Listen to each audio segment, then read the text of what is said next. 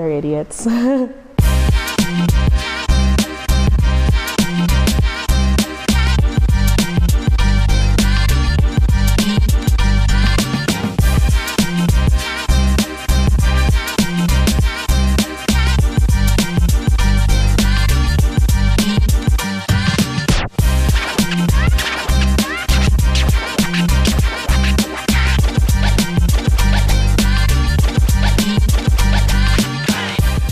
So I like that about them. I think they're just so goofy and fun. That's what attracted them to me the most. I saw a galah like perching with a toy just like wrapped around its head like this, and I just thought it was the cutest thing, so started doing my research on them. I discovered bird tricks when I was 18 and I wanted to get a budgie. Just searched up videos on YouTube and found them, and they seemed like they were, really genuine in what they were doing, and their mission